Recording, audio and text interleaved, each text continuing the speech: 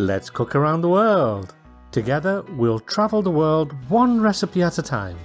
And today's recipe comes from the UK and it is beef stew and dumplings.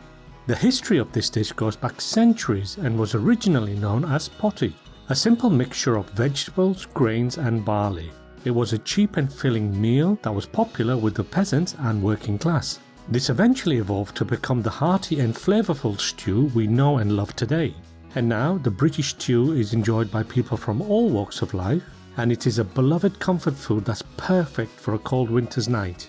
It's a simple yet satisfying dish that has stood the test of time and continues to be a popular choice for home cooks all around the world. So let me show you all the tips and tricks on how to make the most delicious and authentic British beef stew and dumplings. And as always, a full list of all the ingredients and quantities are available at the end of this video as well as in the description box below. We'll be cooking this in the oven, so preheat your oven to 150 degrees Celsius or 300 degrees Fahrenheit. To start, we're going to coat the beef. To a bowl, add a couple of tablespoons of plain all-purpose flour with a pinch of salt and pepper.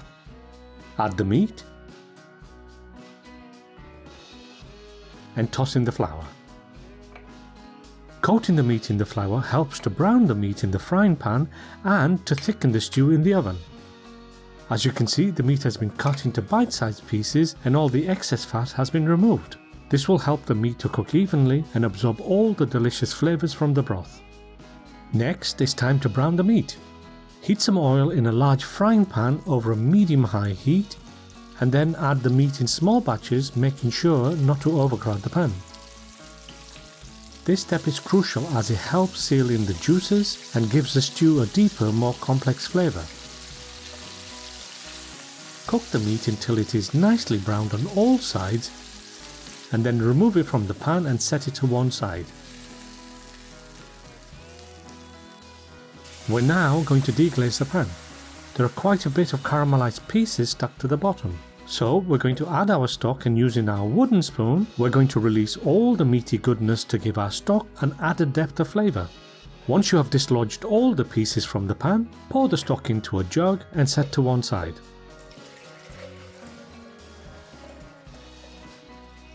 It's now time for the vegetables.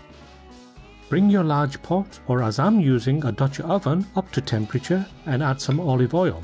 For this stage, we're cooking on a medium heat. When the oil is up to temperature, add the onions, leeks and celery. We're going to saute them for a few minutes until they start to soften. Next, add your carrots and swedes. Give everything a mix and saute all the vegetables for a few minutes. As you can see, all the vegetables are chopped into bite-sized pieces about the same size as our chunks of meat to allow for even cooking. Next, add your meat and all the juices that have been released during the resting process. Don't discard them, they add a lot of flavour to your final dish. Mix well until everything is thoroughly combined.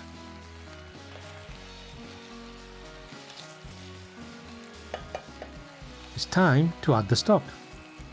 You can use any kind of stock you like, but I recommend using a beef stock for this dish. Add some water if you don't have enough to cover the meat. For an added depth of flavour, you could use half beef stock and half ale, but personally I don't like the flavour of the ale in my stew, so I prefer to cook this with just beef stock. Pour in enough to cover all the meat and vegetables. Adding some herbs gives the dish an extra layer of flavour. I'm using a few sprigs of thyme and a couple of bay leaves. Rosemary also works very well with this dish, but alas I didn't have any to hand. Once everything is in the pot, bring the stew to a gentle boil. Add your lid and place in the oven for at least 2 hours or until the meat is tender and the vegetables are cooked to your liking. While the stew is cooking, we can prepare the dumplings. To make the dumplings, in a mixing bowl, add in some self-raising flour, beef suet, baking powder and salt.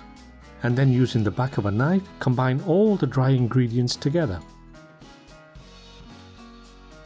Next, we're going to add just enough water to bring all the mixture together into a soft dough.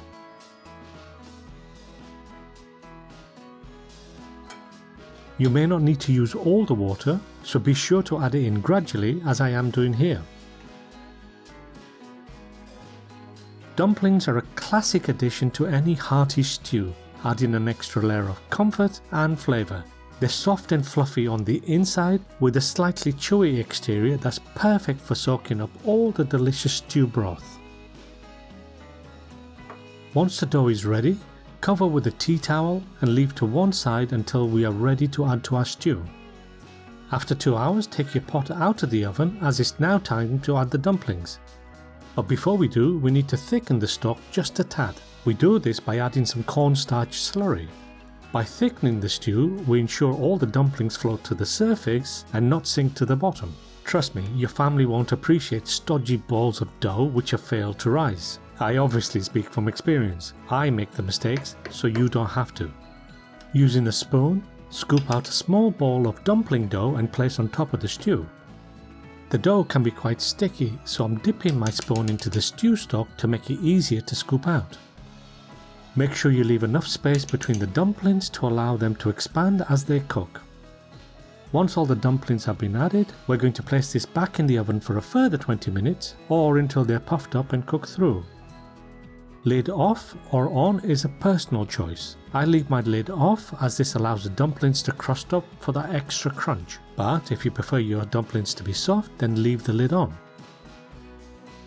Once it looks like this, your authentic British stew and dumplings are ready.